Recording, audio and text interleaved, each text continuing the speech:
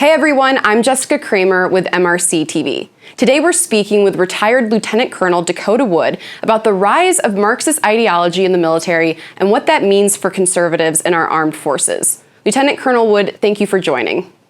Hey, it's a real great pleasure to be with you. Thanks. So you wrote an op-ed in the New York Post talking about how woke ideology is taking over the military from within. And we've seen that recently with the Space Force commander, Lieutenant Colonel Matthew Lohmeier, who was fired for speaking out against critical race theory. Exactly what was his crime? Having a politically incorrect opinion?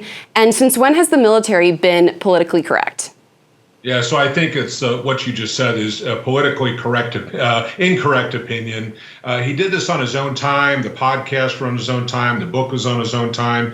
But he's talking about the threat that these sorts of identity politics, right, and Marxist ideology, where you have oppressed and oppressors, really do harm to unit cohesion. The idea of the country being something you're proud of, that you want to defend, right? Potentially, place your life on the line for. You have men and women from all over the country, different races, ethnic identities, religious belief systems, skin color, you name it. And they all join the military, and you're trying to create teams, right, with a common American identity. And so these ideologies that Lohmeier spoke to are the antithesis of that, right? It pits tribes against each other. It tries to sow division, to impose guilt on your particular background, whether it's racial or economic or social grouping, wherever you're in. So why would we want to do that in the military, right? And the military is an organization that salutes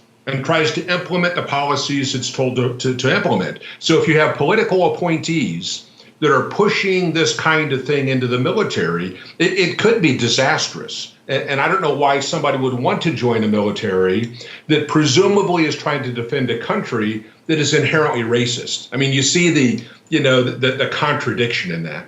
Oh, I think that's a great point. And you also wrote in your op-ed, quote, "Our soldiers, sailors, airmen, Marines, and Space Guardians take an oath to defend the U.S. Constitution and all that that stands for, instructing them that our Constitution and the beliefs incorporated into it by the founders were meant to perpetuate white supremacy is reprehensible," end quote. It does seem kind of counterproductive to ask that servicemen and women who swear an oath to the Constitution are now asked to proceed in engaging in conversations about how racist the Constitution is. Exactly what nation built on what principles are you then asking them to defend? Right, yeah, exactly. Can you imagine a unit, right? Or when I was a young lieutenant, I had people from Texas and New Jersey, white, black, Hispanic. My operations chief was an American Samoan. I mean, you talk a melting pot, right? But everybody had been through Marine Corps training. We all appreciated the same standards. You're wearing the same uniform. You're serving the same country. So what better example, right, of anti-racist, right, of equality of opportunity, of a merit-based sort of system can you imagine in the military? So to have the military now signing up to things that are the complete opposite of that is just ridiculous. It doesn't matter where you come from in life. If you want equal opportunity, not guaranteed outcome, but equal opportunity based on merit and performance and how you support the mission, I can't think of a better opportunity than the United States military. It was at the forefront of racial integration.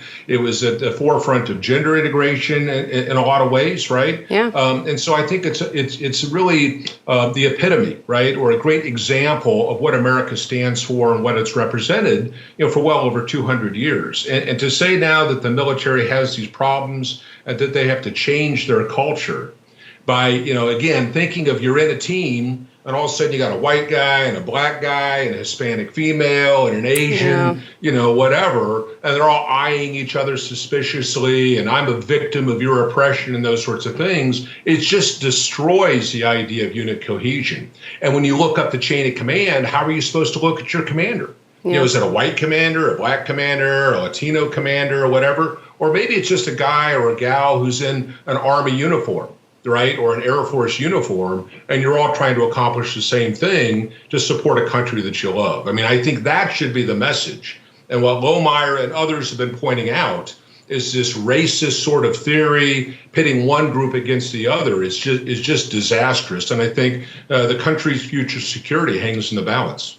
I totally agree. And another thing is that it's actually really hypocritical because you also said, quote, officials are investigating whether his comments amount to prescribed partisan commentary, end quote.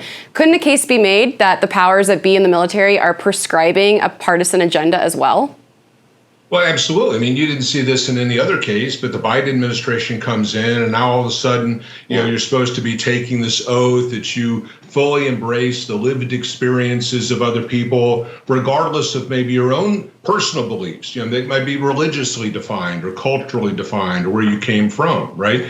And so we're introducing these things that weren't a problem in the past. Some of the readings that are on the Navy's professional reading list are works by authors who believe that America is inherently racist. So why would we want to do these sorts of things? So Lohmeier didn't say anything about Democrat or Republican. He didn't cite any leaders by name, like the chief of naval operations or the chief of staff of the America's new Space Force, which is the new service, about 18 months old. He didn't take anybody to task. He talked about the ideas being introduced. And I think it's right and it's proper, did it on his own time. And we really just don't understand the motivation for relieving of the command, if not for the fact that it was not politically correct. Absolutely. And now critical race theory is not the only Marxist trend that we see growing in the military. Recently, you saw a recruitment ad featuring a female soldier with two moms come out. With a little girl raised by two moms.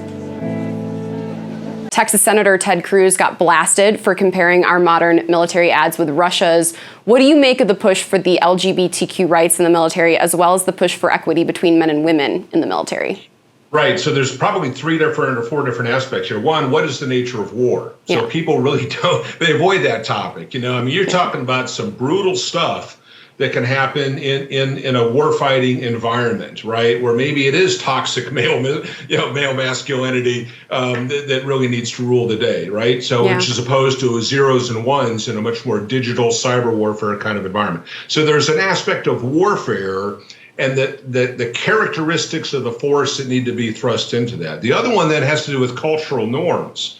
So when I grew up in the 60s and 70s and came into the military in the early 80s, the rules were just different. I mean, there were different things that were accepted and normalized. If the current generation coming in from high school has grown up with certain things being perfectly acceptable, then maybe it's not a big deal, right, to have a homosexual serving next to you and you're a heterosexual. So we need to find out what the new generation views as normal, which is something different than what do I view these situations being right or proper based on my religious upbringing, the morals associated with that, right? So these are different issues, but they all get blended together. And so I think in having truly a rational conversation, we need to address all of these sorts of things. But yes, it does send a message when the Army has this very soft, cartoonish, hey, I'm proud to be the daughter of two moms, sort of thing, when the Russians and the Chinese are talking about toughening up and making more masculine, afraid of the feminization of their military, and then maybe they're not going to be up to the task of, hand-to-hand combat, right? Yeah. So there's a lot of layers in here. There's a lot of themes that come together, and I hope that our national leadership, especially in Congress, has sessions that really talk about these things. Yeah, well, I think it comes off more as pandering to the left instead of being intimidating to our enemies. I absolutely agree with you on that, yes. Thank you so much for your expertise. I really appreciate you making the time to see us today. Enjoyed this, thank you. Thank you.